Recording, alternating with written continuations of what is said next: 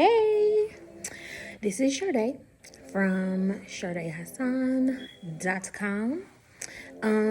It is November what date is it? The 17th, Tuesday the 17th. We're just a little bit more than a week from Thanksgiving, National Eating Day. I was sitting here thinking about what I'm gonna make, coming up with like a mental strategy for my Thanksgiving. And I thought to myself, there's a lot of people who are going to be making Thanksgiving for the first time. So I put together a list of 10 things that you can do to not ruin Thanksgiving. All right, so let's get started. Number one is to defrost your turkey in time. If you have purchased a frozen turkey, you may not know this. If this is your first time cooking, it's no shade. But if you are cooking a frozen turkey, you need to defrost it. And it takes a long time. It takes days. You can go online and find a thawing calculator. It'll usually tell you, like, you can put in how many pounds your whole turkey is. And then it'll tell you how long you need to let it defrost before it's thawed out for you to cook. And that goes for a whole turkey, a turkey breast. Both of those need to be thawed completely before you can cook them safely. There's also the Butterball hotline. That is a real thing. They provide troubleshooting and help for making your turkeys at home. So that's number one, defrost the turkey. Number two, make ahead what you can. So I recommend making vegetables, like if you're making greens, if you're making cabbage, green beans, things like casseroles or mac and cheese that you can prep but not put together first. So I will be making my mac and cheese the day before. I'm gonna boil the noodles and make the sauce, but keep them separate.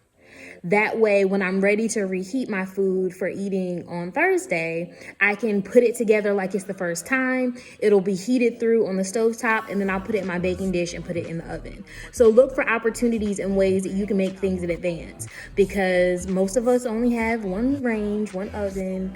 You might have some other appliances, and we're gonna talk about reheating stuff in a minute, but make ahead what you can. Rolls, desserts, anything that you can do that's not on Thursday to make it easier on yourself, do that. Number three, if you're making things ahead, you need to consider how you're going to reheat it in terms of moisture.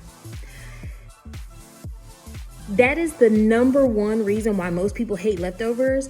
They are not reheating them properly, or the food has not been prepared for reheating.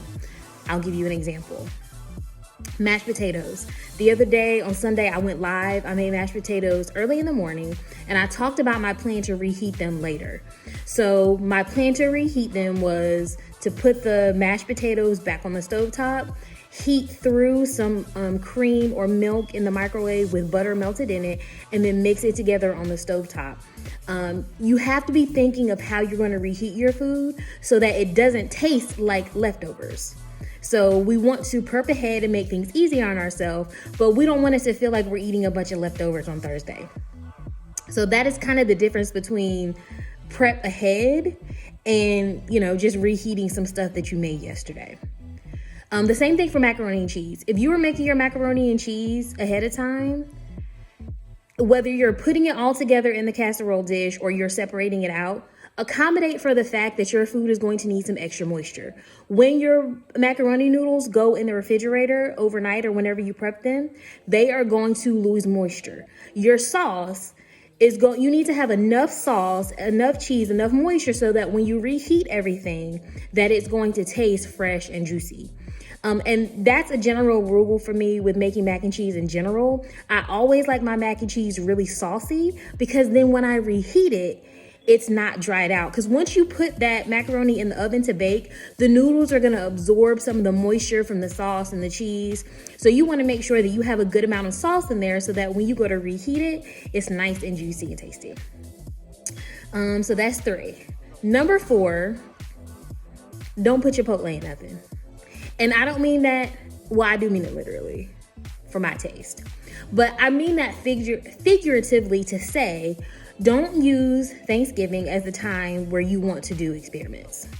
Unless you're just cooking for yourself and your spouse, your family, whatever, and they agree to it, even if you're having a small gathering, this is not the time of year when people want experimental foods. People are looking for foods, for flavors that are familiar to them. So whatever familiar is to you and your family, for the most part, it will be wise to stick with that. Number 5. So this kind of goes along with number 2, making ahead. You need to have a plan and be thinking about how you're going to cook food, reheat, and warm food on the day of National Eating Day. And this is a little bit technical, but it is important. If you live in a house or apartment, whatever, go to your breaker box and look at your fuses. Look at what appliances are on the same fuse together so that you don't blow all your fuses out trying to use a bunch of appliances at once. So I have a gas range, but I have a microwave, and then I have different circuits for different plugs in my house. So if I'm using other appliances like my air fryer or a crock pot, I don't want to plug all those things up in one area if I can avoid it, because it's going to increase the likelihood that I'm going to blow a fuse. Literally and figuratively. So have that in your mind so you can think about how you can be using your appliances safely, and kind of having a plan for items in different appliances so that you can ideally have all your food warmed and ready at the same time. And if you do blow a fuse, don't panic. Go to your breaker box, give it a second and reset it, and it should come back on. Number 6. So this is about turkey specifically. If you are cooking a turkey, it takes a long time. If you're roasting a turkey, it takes a long time. So if you've never cooked a Thanksgiving dinner before, please don't expect that you're going to put a turkey in the oven in the morning, depending on the size of it, especially if it's a bigger one. You don't want your turkey cooking in the morning all day and then it's 3, 4, 5, 6 o'clock and you're still waiting for the turkey to get done. My recommendation is either to cook it overnight or cook it the day before and keep your reheating plan in mind. So if you're cooking a turkey the day before, my recommendation is that you carve the turkey before you reheat it. Go ahead and cut off the breast meat, cut off the drums, whatever it is that you're, like if you're using a whole turkey, if you're reheating a turkey breast, go ahead and slice it. Use the gravy or the juice, the cooking liquid from the turkey, put foil over it and make sure that it gets warmed all the way through. Trying to reheat a whole turkey in one piece is going to take a long time, and it's going to increase the likelihood that you're going to have very, very dry breast meat. So by slicing it or butchering your cooked turkey, carving your cooked turkey before you try to reheat it, you're going to save a lot of time on the reheat, and that's going to make sure that it stays moist while it's reheating. Number 7, if you are baking either for the first time or you're just not an avid baker, find a recipe with good reviews. Be exact in your measurements. And for flour, that means using a spoon to pour flour into the measuring cup and then leveling it off with a butter knife. Same thing for like teaspoons, especially of your leavening, baking soda, baking powder. Make sure that you are spooning those onto the measuring spoon and then leveling it off. And don't bake a cake with a bunch of other stuff in the oven. Obviously, for most of us, we're going to be making lots of things, and this is another reason why having a cooking and reheating plan is important. There are some foods that you cannot just throw in the oven with other foods, and cakes are one of those. You do not want to have a bunch of other items in the oven while you're baking a cake. Recipes are not designed to accommodate for the difference in temperature that comes from having more than one item in the oven. So a lot of times you'll see recipes, like a cake recipe for a 3-layer cake. A 3-layer cake that's separated into 3 pans is going to have less batter in each pan. So the baking temperature and time is made to accommodate that. But if you are baking like a pound cake, a bundt cake, whatever kind of cake, it's wise and best practice to just have that item in the oven by itself so that you don't run into any issues with the temperature while the cake is baking. Pies, fine. You can throw a pie in the oven with other items. Pies are not dependent on temperature and also the circulation of the heat within the oven in order to rise or to cook appropriately. So pies are fine. Cakes need to go solo. Another item that you can safely make ahead of time is a cake.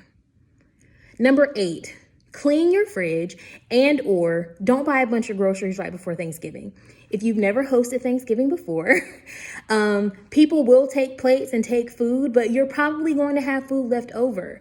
And if you on, Saturday, Sunday, Monday before Thanksgiving make your normal grocery trip and you have a fridge and a freezer full of groceries, a pantry full of groceries, you're not going to have anywhere to put the food that you may have left over from Thanksgiving. So just keep that in mind in the days leading up. Number 9, check for your trash pickup. You're probably going to have more trash than you usually have from doing a bunch of cooking at once. So just be mindful of when your trash pickup is so that you can dispose of that appropriately and you don't have a bunch of trash backed up in your kitchen. And number 10, don't let the people starve. Especially if this is your first time hosting or cooking a Thanksgiving meal, you don't want to have the pressure, because it is pressure and it will make you panic when everybody's hungry and they're waiting for the food to get done and it's not done yet and the greens are still cooking and the turkey's not ready and you're trying to put finishing touches. Have some food or snacks out. Little bowls of popcorn, a snacking board with cheese, crackers, some dip, just something that people can graze on, or even if it's just you and your family, something for people to graze on until the meal gets done.